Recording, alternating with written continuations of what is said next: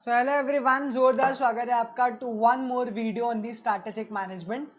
पिछले वीडियो में हम लोग ग्रोथ स्ट्रैटेजी तक पहुंच गए थे और ग्रोथ को अचीव कैसे करने हैं ऐसे 3 पॉइंट्स पर डिस्कशन कर रहे थे। एक बार जल्दी से रिकैप ले लेता हूं, फिर हम लोग वापस से ग्रोथ स्ट्रैटेजी को कंटिन्यू करते हैं।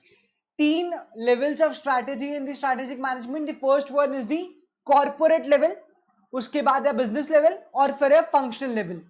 So what business should you be in? ये कौन बताएगा? Corporate level. How to develop a business competitive advantage? This will be answered by the business level. And how to implement whatever is being thought at the corporate level and the business level efficiently and effectively? That will be answered by the functional level. तो ऐसे 3 levels of strategies हम लोगों ने discuss कर लिए थे। Corporate level strategy में 3 महत्वपूर्ण पॉइंट्स थे। कौन से 3 पॉइंट्स थे? पहला, it will focus on the objectives of the organization. दूसरा पॉइंट, कोऑर्डिनेट करता है among various SBUs यानी स्ट्रैटेजिक बिजनेस यूनिट। और तीसरा पॉइंट कि it facilitates the acquisition and allocation of resources among various units of the organization. तो ऐसे 3 points थे at the corporate level. I hope you understood. और इन 3 पॉइंट्स के अलावा एक एडिशनल मैंने 2 पॉइंट्स अपनी साइड से डाल दिए थे कि corporate level strategy thinks about the growth perspective of the organization. It provides redefinition of the business and at the same time it cannot be said as summation of various business level strategies. corporate level strategy sum of business level strategies से भी higher place रखता है। It is not just the submission of business level strategies, ऐसा हम लोगों ने discuss किया था।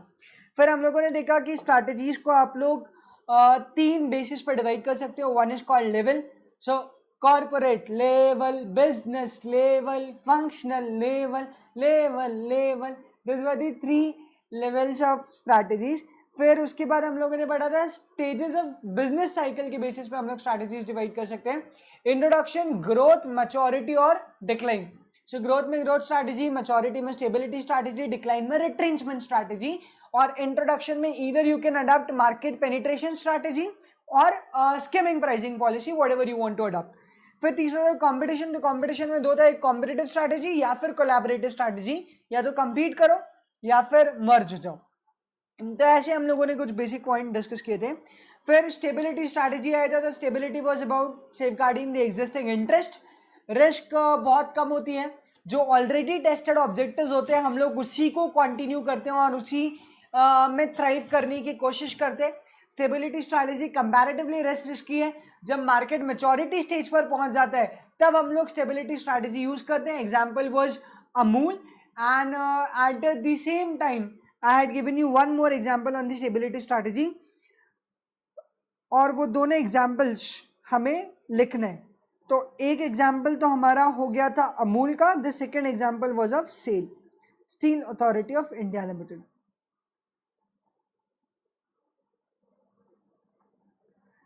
तो 3 क्वेश्चंस पूछे जाएंगे। What is stability strategy, what are the characteristics of stability strategy and why is there any need for stability strategy.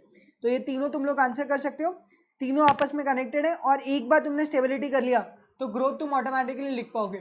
Risky कौन है बताओ? Growth, right. सेफ कौन है? Stability strategy. किसमें फ्रेश इन्वेस्टमेंट लगेगी? ग्रोथ में। और किसमें एग्जिस्टिंग इन्वेस्टमेंट से काम हो जाएगा? Stability strategy. किसमें हम लोग नए पिटफॉल्स की तरफ जाते हैं, फुल ऑफ प्रोमिसेस, तो वो होगी ग्रोथ स्ट्रैटेजी। और किसमें हम लोग ऐसे डायरेक्शंस में जाते हैं जो ऑलरेडी टेस्टेड है, तो वो स्टेबिलिटी स्ट्रैटेजी। तो growth strategy is nothing, it is just the opposite of the stability strategy, ऐसा मैं बोल सकता हूँ। कौन सी strategy maturity stage of the market में यूज की जाएगी? स्टेबिलिटी। और कौन सी strategy growth stage of the market में यूज की जाएगी? Growth strategy.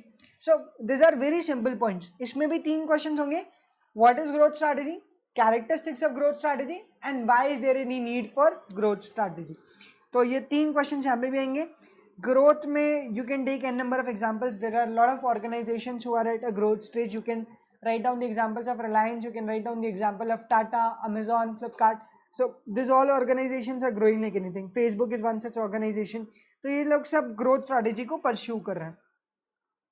आगे बढ़ते हैं। growth strategy 3 लेवल से टैप करती थी ग्रोथ को। एक था डाइवर्सिफिकेशन, एक था मर्जर्स एक्विजिशन और एक था स्ट्रैटेजिक अलायंस। सबसे पहले हम लोगों ने बात की डाइवर्सिफिकेशन में। सिंपल सा कॉन्सेप्ट भाई कि अगर नया प्रोडक्ट और नया मार्केट, इन दोनों में से कोई एक चीज भी एब्सेंट है तो वो इंटेंसिफिकेशन है। और अगर प्रोडक्ट भी नया और मार्केट भी नया तो वो डाइवर्सिफिकेशन है। अब डाइवर्सिफिकेशन रिलेटेड भी हो सकता है, अनरिलेटेड भी हो सकता है, ऐसा हम लोग सब लोग डिस्कस करने वाले हैं आगे जाकर। फिर आई have given you one example of Walt Disney, जिसने बहुत जबरदस्त ग्रोथ करी है over the past few years. 1955 में Disney was originated and after that it is almost into every entertainment field as far as any cartoon making company is concerned. So it's in TV shows, it's in retail, it's making its own games, music भी है, theater भी है, vacations भी plan करते हैं, theme parks being the primary business of the Disney. तो बहुत सारा डाइवर्सिफिकेशन किया है भाई डिज्नी ने। फिर इंटेंसिफिकेशन में आपको समझा चुका हूँ, पेनिट्रेशन, डेवलपमेंट और प्रोडक्ट डेवलपमेंट, ये तीनों इंटेंसिफिकेशन में आएंगे। डाइवर्सिफिकेशन में हम लोग इन 4 चीजों पे बात कर चुके थे। एक फॉरवर्ड इंटीग्रेशन, एक बैकवर्ड इंटीग्रेशन, एक हॉरिजॉन्टल इंटीग्रेशन। तो फॉरवर्ड और बैकवर्ड को ही हम लोग वर्टिकल इंटीग्रेशन बोलते हैं।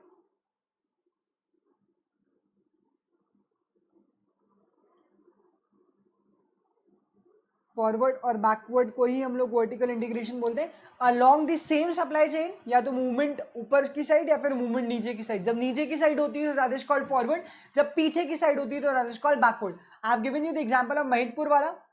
आई have also given you the example of Amazon. फिर हम लोगों ने हॉरिजॉन्टल इंटीग्रेशन पे डिस्कस किया था कि कॉम्पिटिटिव प्रोडक्ट्स के साथ अगर आप डील कर रहे हो या फिर कॉम्प्लीमेंट्री प्रोडक्ट्स के साथ आप डील कर रहे हो, सप्लाई चेन में मूवमेंट कर रहे हो, so that will be the part of horizontal chain. इसमें हम लोगों ने एग्जांपल लिया था फेसबुक।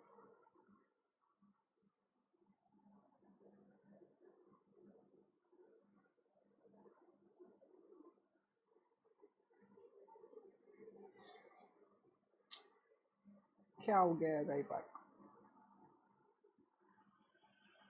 ठीक है। तो जब आप शिफ्ट मारते हो सप्लाई चेन से, या तो राइट साइड या left side, that doesn't matter, but याद रखना एट द सेम लेवल तो वो हॉरिजॉन्टल है। अगर सेम लेवल नहीं है तो वो हॉरिजॉन्टल नहीं होगा, please keep this in mind. तो फॉरवर्ड और बैकवर्ड में सेम सप्लाई चेन होनी चाहिए, वर्टिकल इंटीग्रेशन बोलेंगे। हॉरिजॉन्टल में सप्लाई चेन डिफरेंट हो जाती है but at the same level आप शिफ्ट मारते हो। तो the example was of Facebook. एक बार जल्दी से इतना रीड कर लो ताकि कल के पॉइंट्स याद आ जाए, फिर हम लोग आगे बढ़ रहे हैं।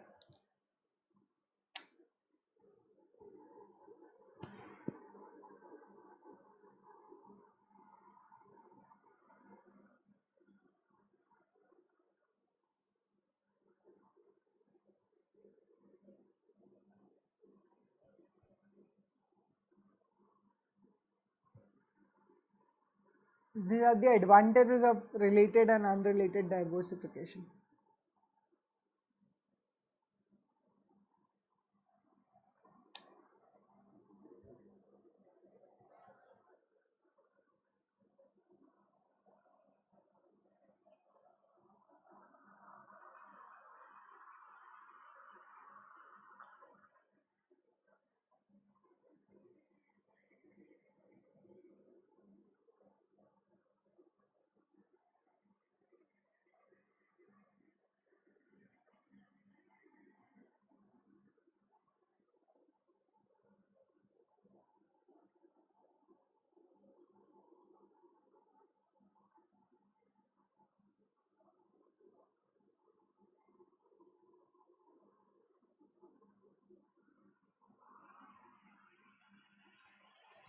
अब सुनो, ये सारी बातें तो ठीक है। Now there are two more types of diversification. One is called concentric,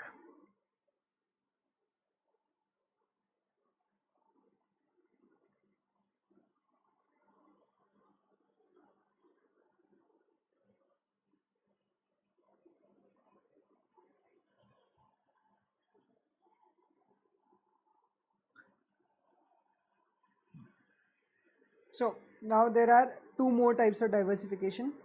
One is called concentric and the other one is called conglomerate. तो जब हम लोग रिलेटेड प्रोडक्ट्स में डाइवर्सिफिकेशन करते हैं,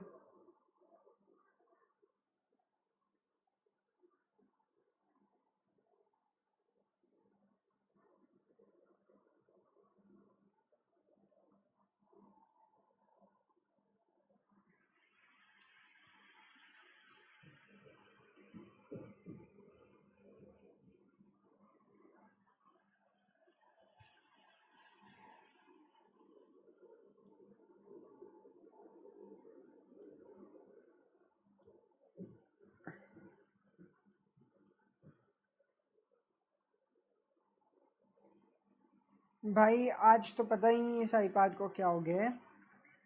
तुम लोग प्लीज थोड़ी बहुत कॉन्ट्री करो ताकि मैं एक नया आईपैड खरीद सकूं।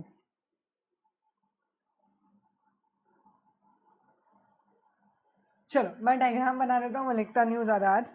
तो जब मैं कॉन्सेंट्रिक डाइवर्सिफिकेशन की बात कर रहा हूँ तो हम लोग एक पॉइंट के आसपास ही रिवॉल्व होते हैं।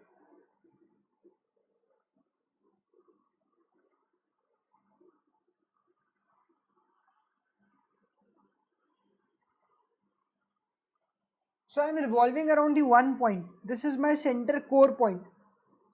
और इसी के आसपास मैं रिवॉल्व हो रहा हूँ। I'll just give you an example of HUL, Hindustan Unilever limited. Perfect example.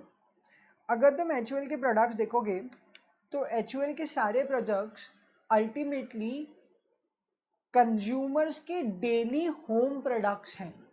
चाहे वो स्किन केयर हो, चाहे वो कपड़े धोने का साबुन हो, चाहे वो लाइक हेयर केयर हो, या फिर like there are body lotions, then there are face creams, and at the same time there are certain oils।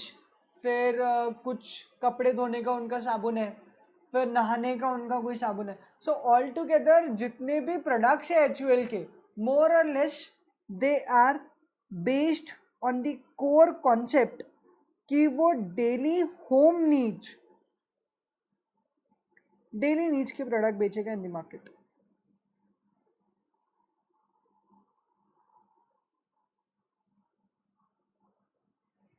एक बार आओ गूगल करते हैं।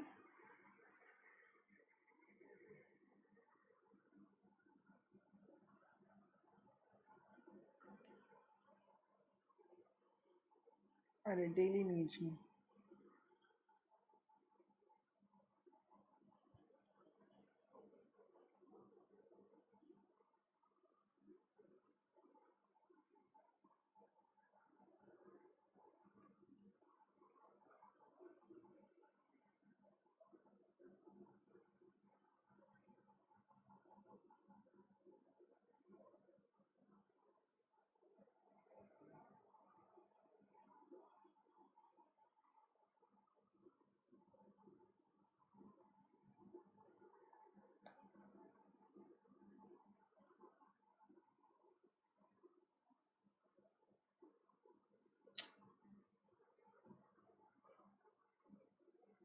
अच्छा ये इमेज से लिंक्ड है। चलो ऐसे देख लो। Are you able to see the products of HUL? देखो क्या क्या है। सर्फ एक्सेल है, किसान है, रिन शक्ति है, डव है, नॉर है, रेड लेबल है, लाइफ बॉय है, लिप्टन है, लक्स है, पॉन्स है, पेप्सोडेंट है, क्लीन एंड क्लियर शैम्पू है, फिर विम बार है, सनसिल्क है, वैसलीन है, ट्रेजमे है, फिर व्हील है, क्लिनिक प्लस है, ताजमहल ब्रुक, ताजमहल किसका था? That was a Brooke Bond I guess. Okay, फिर कब मैं नहीं जानता कौन सा प्रोडक्ट है। डोमेक्स है, फेयर एंड लवली है, लैक्मे है, पेयर्स है, व्हील्स है, और ये कुछ दिख नहीं पा रहा है। So this are the products of HUL। क्या मोर और लेस ये सारे डेली यूज के प्रोडक्ट्स हैं and it refers to the household needs of the customers. तो ये सारे प्रोडक्ट्स आसपास के इलाके में ही पाए जाएंगे, मतलब it will occupy this circle that I have made here. तो अगर मैं एचयूएल की प्रोडक्ट्स की बात करूँ तो कुछ प्रोडक्ट्स ही तुम लोग एग्जांपल लिख के आना इन द एग्जाम, जैसे लक्स हो गया, डव हो गया, पेप्सोडेंट हो गया, रन हो गया, वीम बार हो गया, एटसेट्रा एटसेट्रा, ये सब तुम लोग लिख कर आना in the exam. So HUL is diversifying, और एचयूएल का जो टाइप ऑफ डाइवर्सिफिकेशन है वो है कॉन्सेंट्रिक डाइवर्सिफिकेशन, मतलब जब आप रिलेटेड प्रोडक्ट्स में डाइवर्सिफाई करते हो तो that is called concentric diversification. अब दूसरा आता है that is called conglomerate. Conglomerate में ये इंडस्ट्री अलग है, this is I1, this is I2, this is I3, this is I4, this is I5, this is I6, ऐसी अलग अलग इंडस्ट्रीज में आपके प्रोडक्ट्स हैं। आप एग्जांपल ले सकते हो सैमसंग, सैमसंग मोबाइल फोन्स में है, that is a different industry. Home appliances में TV, fridge etcetera, so that is all together a different industry. फिर सैमसंग इंश्योरेंस में है, that is all together a different industry. Samsung semiconductor में है, that is all together a different industry. और Samsung space science में भी कुछ equipments बनाकर देता है, खैर इतने नाम लिख दिए वो भी काफ़ी है। फिर if we talk about Reliance industries limited, तो रिलायंस एक तो जियो है which is in the telecommunication. फिर एंटरटेनमेंट सेक्टर में भी है, बहुत सारी एप्लीकेशंस हैं just like Jio Saavn, Jio TV etcetera etcetera. फिर Reliance is also into textiles, छोटा सा पार्ट है लेकिन इंपॉर्टेंट है। फिर Reliance is also into petrochemicals. Reliance is there in retail sector as well.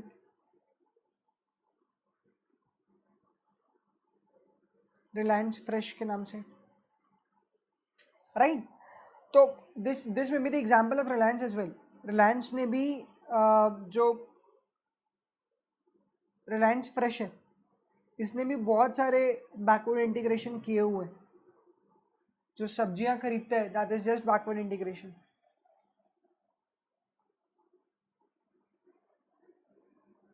सो रिलायंस के इतने सारे बिजनेसेस हैं, सैमसंग के इतने सारे बिजनेसेस हैं, you can take example of Tata also.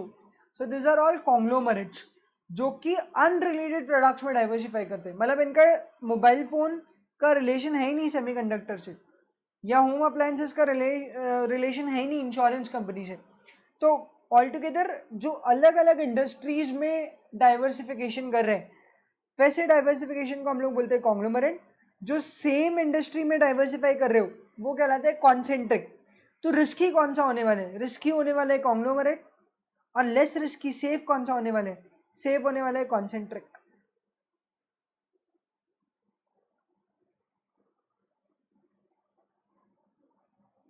It's much safer. So concentric is going to be more safe, conglomerate is going to be more risky. HBUs ज्यादा निकलने वाले कॉन्ग्लोमरेट में एज कंपेयर टू कॉन्सेंट्रिक।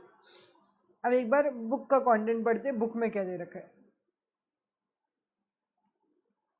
एक बार read out करो। I have given you one example of Sony also, Sony का भी example तुम लोग देख सकते हो।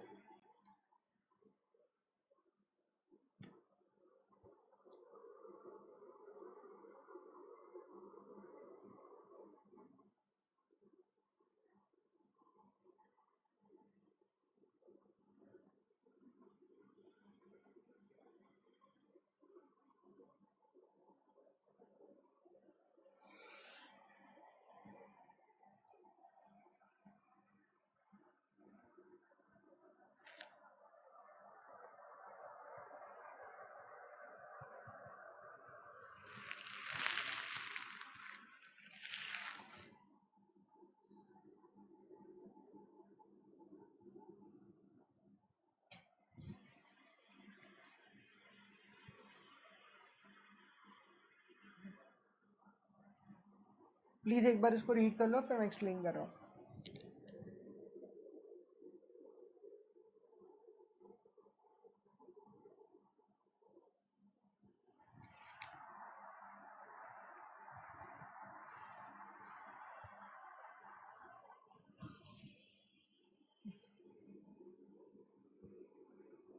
अब सोनी का एग्जांपल दे रखा है जिसमें बैकवर्ड इंटीग्रेशन भी है, फॉरवर्ड इंटीग्रेशन भी है, वर्टिकल इंटीग्रेशन भी है, हॉरिजॉन्टल इंटीग्रेशन भी है, रिलेटेड डाइवर्सिफिकेशन भी है और अनरिलेटेड डाइवर्सिफिकेशन भी है। एक बार प्लीज इस एग्जांपल को देख लो, if you'll remember this example. और एग्जाम में क्वेश्चन सिर्फ एक ही सेगमेंट से आता है तो आप हर जगह सोनी चिपका सकते हो।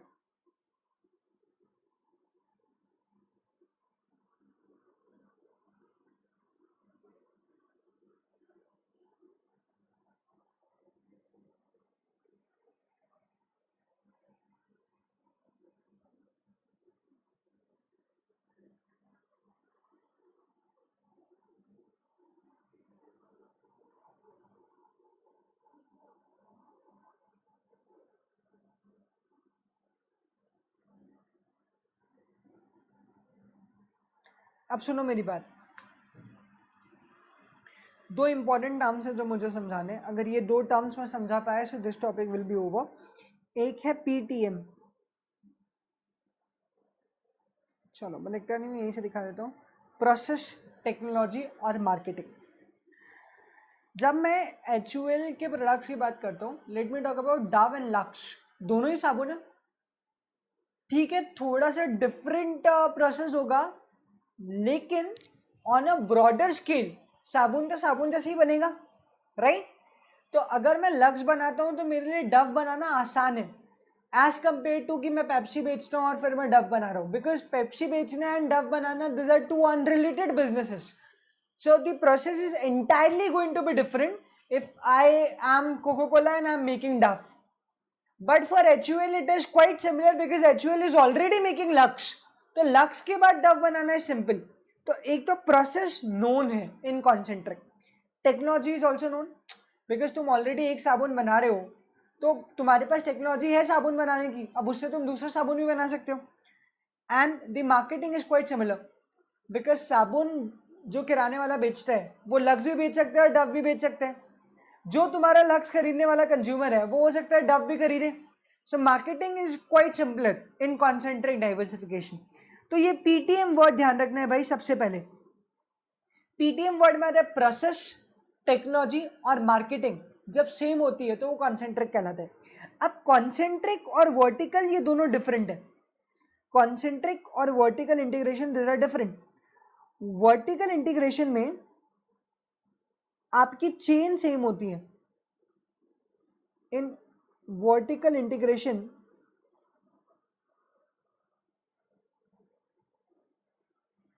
आपकी चेन सेम होती है,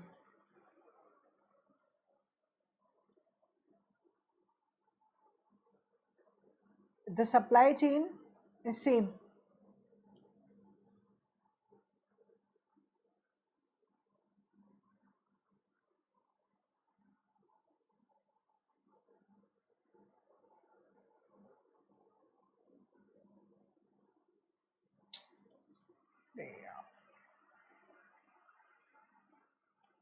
आई don't know what is happening, but ठीक है थोड़ा सा एडजस्ट करते हैं हम लोग, तुम लोग ऐसे सुन लो।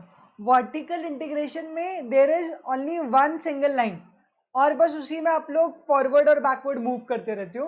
But concentric diversification is different in the sense कि ये जो आपकी सप्लाई चेन है या फिर वैल्यू चेन है उससे शिफ्ट भी मार सकते हैं towards all together a different chain. तो सप्लाई चेन में शिफ्ट अलाउड है इन दी कॉन्सेंट्रिक डाइवर्सिफिकेशन, जो कि वर्टिकल इंटीग्रेशन में अलाउड नहीं था।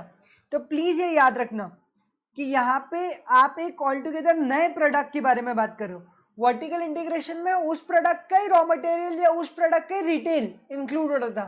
अगर आप फॉरवर्ड जा रहे हो तो उस प्रोडक्ट का रिटेल और बैकवर्ड जा रहे हो तो उस प्रोडक्ट का रॉ मटेरियल, बट यहाँ पे ऑल टुगेदर आप नए प्रोडक्ट के लिए भी जा सकते हो, that is called concentric diversification. तो ये दो पॉइंट्स इंपॉर्टेंट थे कॉन्सेंट्रिक में। अब तीसरा जो वर्ड आ रहा है कॉन्सेंट्रिक में that is called spin off. देखो स्पिन ऑफ वर्ड का मतलब क्या होता है, मान लो एक कंपनी है which is called XYZ limited, इस कंपनी के पास, ये एग्जैक्टली टर्म कहाँ से आया मैं वो बता रहा हूँ। ये जो XYZ लिमिटेड है, इस कंपनी के पास 30 करोड़ रुपए की नेट एसेट्स है या नेट वर्थ है सपोज। तो XYZ लिमिटेड ने खुद को लिक्विडेट कर दिया और 3 कंपनीज बना ली, एक का नाम बना है X, एक का नाम बना है Y और एक का बना है Z। तो X लिमिटेड, Y लिमिटेड और Z लिमिटेड, ऐसी 3 कंपनीज बन गई with net worth of 10 crore each.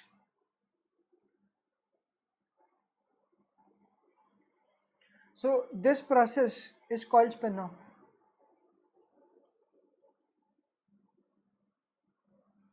इसका मतलब क्या हुआ, जो नई कंपनीज है, नई कंपनी X, नई कंपनी Y और नई कंपनी Z, वो पुरानी कंपनी XYZ लिमिटेड से ही बनी है। सो that is called spin off. जब नई कंपनीज पुरानी कंपनी से ही बनी होती है, मतलब X limited, Y limited, Z limited की अपनी नई कोई एसेट्स नहीं है, नया कोई कैपिटल नहीं है, पुरानी कंपनी को ही स्प्लिट करके नई कंपनीज बनाई हुई है, that is called spin off. ये वर्ड यहां से निकला है। अब यही स्पिन ऑफ को इन्होंने कॉन्सेंट्रेट डाइवर्सिफिकेशन में यूज किए और इन्होंने बोला है spin off from existing facilities. जो तुम नया प्रोडक्ट बना रहे हो वो तुम्हारी एग्जिस्टिंग फैसिलिटी से ही बन रहे हैं। मतलब जो मशीन तुम लेकर आए थे सोप बनाने के लिए, जिससे तुम लक्स बना रहे थे, अब उसी मशीन में थोड़े से ऑल्ट्रेशंस करके तुम डव बनाना स्टार्ट कर रहे हो। तो तुम्हारी जो एग्जिस्टिंग फैसिलिटीज है उसका ही यूज करके तुम नए प्रोडक्ट्स बना रहे हो। So the entire asset base और resource base is same, you are just making new products on the basis of the same resources. So this is the second important word in the concentric. तो concentric में 3 बात याद रखनी है कि ये vertical integration नहीं है, बिकॉज वर्टिकल इंटीग्रेशन में एक ही सप्लाई चेन या एक ही वैल्यू चेन में चलते हो, लेकिन यहाँ पे आप चेन में शिफ्ट मार रहे हो। दूसरी बात, ये स्पिन ऑफ पे फोकस करता है, spin off from existing facilities. और तीसरी बात, TTM यानी प्रोसेस, टेक्नोलॉजी और मार्केटिंग सेम होगी। कॉन्ग्लोमरेट में एग्जैक्टली उल्टा कर लेना, that's what the answer is. तो कॉन्सेंट्रिक और कॉन्ग्लोमरेट भी हमारा फाइनली हो गया। Now the next term is mergers and acquisitions. तो देखो एक मर्जर मैंने यहाँ पे लिखा हुआ है, लेलैंड प्लस हिंदुजा फाउंड्रीज, इनका मर्जर हुआ था। देखो basically what is the difference between merger and acquisition वो मैं बता देता हूँ।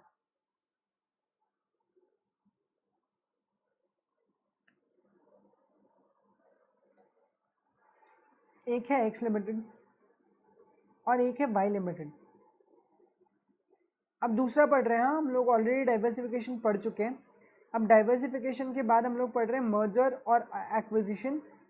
मर्जर्स और एक्विजिशन में विशेष बात यह है कि हम लोग खुद ग्रो नहीं कर रहे हैं, हम लोग दूसरों के बेसिस पे ग्रो कर रहे हैं।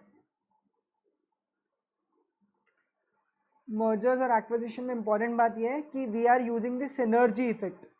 सिनर्जी इफेक्ट का मतलब होता है 1 और 1 11। सिनर्जी इफेक्ट का मतलब होता है 1 और 1 11। इट मीन्स सपोज, देखो मैं तुमको एक छोटा सा एग्जांपल देता हूँ।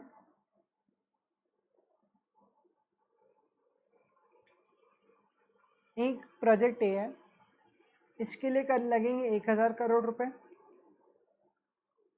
एफएम में एक क्वेश्चन भी आएगा ऐसा, एनपीबी में। प्रोजेक्ट बी है जिसके लिए लगेंगे 500 करोड़ रुपए। लेकिन अगर ए एंड बी आप साथ में करते हो, प्रोजेक्ट ए एंड बी अगर आप साथ में करते हो तो आपको टोटल लगेंगे 1200 करोड़ रुपए। मतलब आपको 300 करोड़ का फायदा हो गया, just because you are doing 2 things together. This is called synergy effect. क्यों फायदा हुआ होगा? हो सकता है प्रोजेक्ट ए में जो मशीन यूज होती है वो प्रोजेक्ट बी में भी यूज हो जाती है। तो प्रोजेक्ट ए अकेला करते तो 1000 करोड़ लगते, प्रोजेक्ट बी अकेला करते तो 500 करोड़ लगते। लेकिन अगर दोनों साथ में कर रहे हो तो कुछ रिसोर्सेज ए के बी में भी काम आ जा रहे हैं और कुछ रिसोर्सेज बी के ए में भी काम आ जा रहे हैं। तो तुमने 300 करोड़ बचा लिया और नेट तुम्हारे लग रहे 1200 करोड़। सो this is called synergy effect. चाहो तो लिख सकते हो जस्ट एज एन एग्जांपल। तो यहाँ पे in case of acquisitions and mergers you are using the synergy effect. अब एक्विजिशन और मर्जर में डिफरेंस क्या है? अभी AS14 मत लगाना, AS14 अनुभव सर को पढ़ाने दो, अमलगमेशन वाला, वो मैं डिस्कस नहीं कर रहा। I am discussing the common meaning of merger and acquisition. अगर एक्स कंपनी है और वाई कंपनी है और जो इन दोनों के एसेट्स को मिलाता है और उसके बाद वाई कंपनी मर जाती है, सिर्फ एक्स कंपनी खड़ी रहती है और जिंदा रहती है और एक्स लिमिटेड और बड़ी हो जाती है, it becomes huge, so that is called acquisition.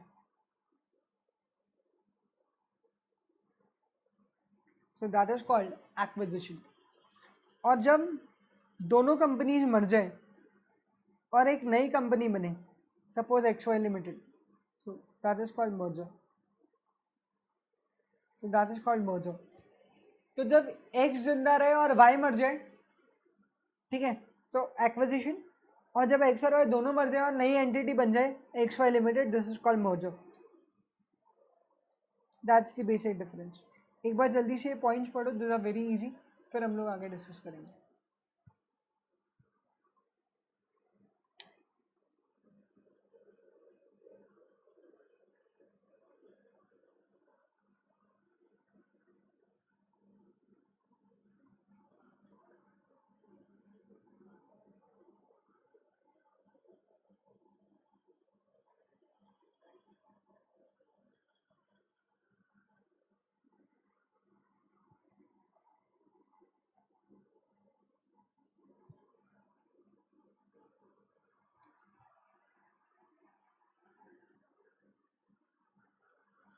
तो देखो, तुमने रीड आउट किया होगा, मुझे नहीं लगता इसमें पढ़ाने जैसा कुछ है. This is very easy. और स्पेशली जब तुम एज 14 पढ़ के आए हो तो उसके बाद तो दिस इज बुलशिट. बट फिर भी एक बार देख लेते हैं. मर्जर में दो एंटिटीज इक्वली इंपॉर्टेंट होती है और फ्रेंडली टर्म्स पे इस बात पे एग्री करती है कि वो शेयर करेंगे अपने प्रॉफिट्स. इनकी मेन जो ऑब्जेक्टिव्स होते हैं, they are to enhance the strength and trade barriers create करना. now trade barriers create करना मीन्स, अगर मान लो एक कंपनी का मार्केट शेयर 15% था और एक कंपनी का मार्केट शेयर 17% था और दोनों मर्ज हो गई, तो अब दोनों का मार्केट शेयर 32% है. तो अगर कोई भी न्यू एंट्रेंट आता है इन दी मार्केट, सो न्यू एंट्रेंट को बहुत डिफिकल्ट होगा कि वो अब इनको बीट करे. जैसे Idea has recently merged with Vodafone and now there is one more case which is of acquisition. तो जब एक ऑर्गेनाइजेशन पूरी तरीके से दूसरे ऑर्गेनाइजेशन का कंट्रोल ले लेती है, दैट इज कॉल्ड एक्विजिशन. ये हॉस्टाइल भी हो सकते हैं. तो जनरली एक ऑर्गेनाइजेशन फाइनेंशियली ज्यादा स्ट्रांग होती है और एक वीक होती है. रिसेशंस जब होते हैं इकोनॉमी में, या फिर when a strong competitor enters into the market. तो द लॉजिक इज, रिसेशन वाला लॉजिक नहीं, लॉजिक ये है कि जब भी मार्केट पूरा का पूरा मार्केट गिर जाता है, तो जो छोटी फर्म्स होती है उनके लिए सर्वाइव करना डिफिकल्ट होता है. तो उस केस में acquisition becomes easy. Powerful entity के नेम में सारे ऑपरेशन चलते हैं. मतलब एक्स और वाई, अगर एक्स अगर वाई को एक्वायर करती है तो X limited will leave, Y limited will die. So this are the some basic points. और यहां पे एक बार देख लो, it is an attractive and tempting proposition in the sense that it circumvents the time and skills involved in screening internal growth opportunities, seizing them and building up the necessary resource base required to materialize growth. देखो, बहुत simple सी बात है, दो types की growth होती हैं. I hope तुम लोग ये छोटी छोटी चीजें नोट करते हो जो मैं लिखवाता हूं. एक होती है ऑर्गेनिक ग्रोथ और एक होती है इनऑर्गेनिक ग्रोथ. ऑर्गेनिक ग्रोथ में आप धीरे धीरे अपनी इंटरनल कैपेबिलिटीज बढ़ाकर ग्रो करते हो. मतलब से आपको लग रहा है कि this is the time when you can exploit the online platform, पर आपके पास रिसोर्सेज नहीं है, इतना कैपिटल नहीं है, तो आप धीरे धीरे धीरे धीरे प्रॉफिट कमाओगे और उस प्रॉफिट को री इन्वेस्ट करते जाओगे. मतलब रिटेन्ड अर्निंग्स को आप बार बार री इन्वेस्ट कर रहे हो और ऐसे धीरे धीरे आप बड़े प्लेयर बनोगे. या फिर आपके पास दूसरा ऑप्शन है कि एक काम करो, दूसरी ऑर्गेनाइजेशन के साथ मर्ज कर लो, अगर मर्ज किया तो दोनों के कैपिटल मिल गए, और दोनों के कैपिटल मिल गए so they can exploit the opportunity right now, तो तुम रातों रात बड़े हो गए। This is called inorganic growth. मतलब धीरे धीरे बड़े होना is natural, that is called organic growth. But अगर तुम एकदम से बड़े होना चाहते हो तो तुम्हें किसी और दूसरी कंपनी को एक्वायर करना पड़ेगा या दूसरी कंपनी के साथ मर्ज होना पड़ेगा, सो that is called inorganic growth. तो ग्रोथ में भी दो टाइप्स होते हैं, तो ये बोल रहे हैं ये इनऑर्गेनिक ग्रोथ है। Mergers and acquisitions are inorganic growth because तुम रातों रात बड़े हो जाते हो, this is not natural and you create synergy impact. Synergy effect मैं तुमको बता चुका हूं, it involves combining two or more organizations and impact of combination is completely different in both the cases. Acquisition में लीगल चीजें अलग तरीके से होती है और मर्जर में लीगल चीजें अलग तरीके से होती है। You have already studied AS14, so the base is AS14 for this. एक छोटा सा मैंने एग्जांपल दे रखा है, the world's biggest merger is of 202 billion. Management का टेक ओवर किया था Vodafone Airtel private limited company ने। So this is one key point that you can take away with you. अब मैं 2 मिनट दे रहा हूँ, एक बार जल्दी से सारे पॉइंट्स पढ़ लो। ये मुझे पढ़ाना नहीं है, एक्चुअली मुझे पढ़ाना स्टार्ट करना है विद स्ट्रैटेजिक अलायंस। ये बहुत ईजी है क्योंकि हम लोग ये अभी डिस्कस करके आए हैं। What is vertical merger? Raw material supplier के साथ मर्ज कर लेना या फिर रिटेल आउटलेट के साथ मर्ज कर लेना अगर आप मैन्युफैक्चरिंग स्टेज पे खड़े हो तो। What is horizontal merger? Shift manufacture from the supply chain, अपने डायरेक्ट कॉम्पिटिटर से मर्ज कर लेना, that is horizontal merger. Congeneric merger मतलब रिलेटेड बिजनेसेस में मर्ज करना, और conglomerate merger means unrelated businesses में मर्जर करना। So this are the few types of merger. एक बार जल्दी से क्विक रीड कर लो, फिर I am giving you some examples on it and will close this topic.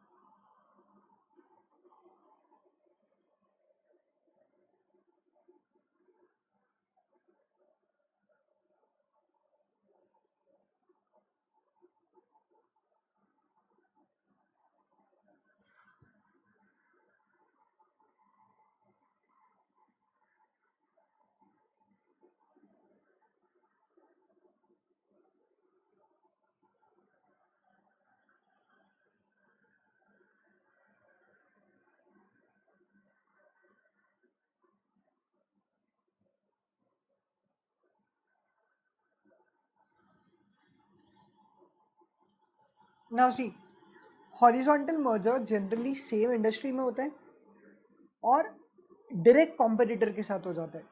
जैसे I have given you a few examples, Uber, Zomato. वैसे तो ये एक्विजिशन है because Uber India was acquired by Zomato, but still Zomato ने क्योंकि कुछ शेयर्स खरीदे थे इन द एंटायर उबर, जो पेरेंट कंपनी उबर की, it can still be stated as a merger from strategic management viewpoint, not as per AS14. So Uber or Zomato. Now then there is Vodafone and Idea. अगर तुम example याद रखना चाहो तो Vodafone and idea is the perfect example for the horizontal merger. Same industry में थे, direct competitor थे, economies of scale को अचीव करने के लिए दोनों ने आपस में मर्जर कर लिया। ब्रुक बॉन्ड एंड लिप्टन, ये दो बड़ी बड़ी कंपनीज थी, इन्होंने भी आपस में मर्ज किया and they become book bond Lipton India limited. So that was the merger of Lipton India and book bond. So this is called horizontal merger. क्या क्या फायदे होंगे वो तुम देख लेना। वर्किंग कैपिटल रिक्वायरमेंट कम हो जाएगी, फिक्स्ड एसेट्स इन्वेस्टमेंट कम हो जाएगी, getting read of competition, widening the line of products. So these are the few benefits from the horizontal merger. Now vertical merger means या तो अपने सप्लायर के साथ मर्ज कर लेना या फिर फॉरवर्ड मर्जर करना, मतलब जो बैकवर्ड बताया था that was with your supplier, और फॉरवर्ड भी मर्ज कर सकते हो, रिटेल आउटलेट में भी घुस सकते हो. So the example is of Tata Motors. Tata Motors merged with various auto part manufacturers. जो टाटा की गाड़ियां बनती थी, उस गाड़ियों के लिए जो भी ऑटो पार्ट्स लगते थे, टाटा ने उनके साथ मर्जर कर लिया. So it's also in the same industry but at different stages of production और डिस्ट्रीब्यूशन सिस्टम. ऑब्वियस सी बात है,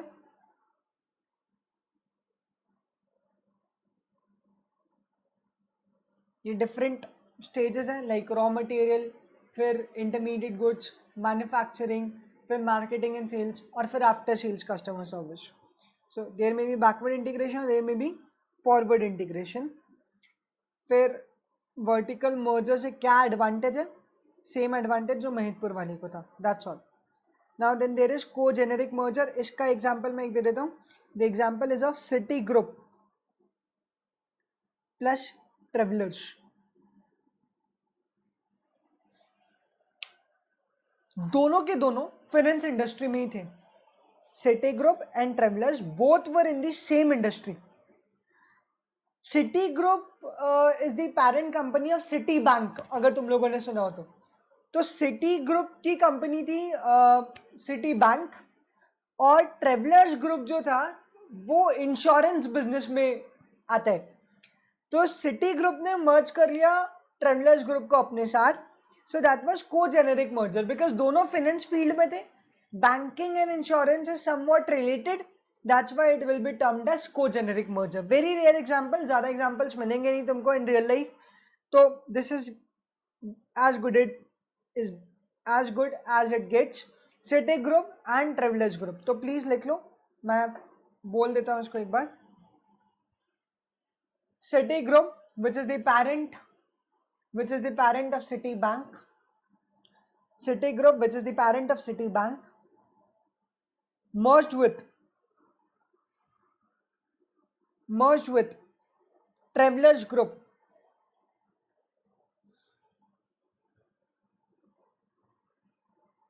The former was involved in banking operations. The former was involved in banking operations, whereas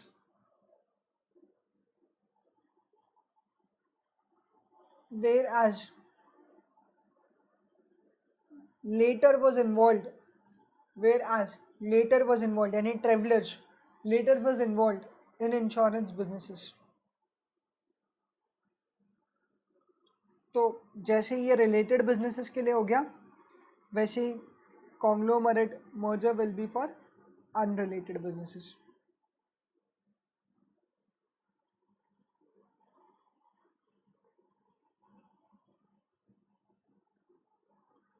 So these are very easy points. You can make your own answers in the exam. मुझे नहीं लगता आज हम लोगों ने स्पेशल कुछ पढ़ा है. We have discussed all the basic points जो हम लोगों ने पिछली बार डिस्कस किए थे. जो मुझे एक चीज आपको पढ़ानी है वो है स्ट्रैटेजिक अलायंस. मैं ब्रीफ इंट्रो दे देता हूँ. मुझे कोशिश करना तुम लोग बता पाओ, मतलब डोंट गूगल इट, सिर्फ सोचना, खुद सोच के बताना. I want an answer. Joint venture versus strategic alliance. इसका मुझे तुम लोग आंसर करना है without do studying it on Google. Please बिना गूगल करे इसका आंसर देना कि जॉइंट वेंचर और स्ट्रैटेजिक अलायंस में डिफरेंस क्या होगा. You can read the content from your module. तो अलाउड क्या है कि मॉड्यूल से कंटेंट पढ़ सकते हो, पर गूगल मत करना. I will answer this question in the next video. What is the difference between the joint venture and the strategic alliance?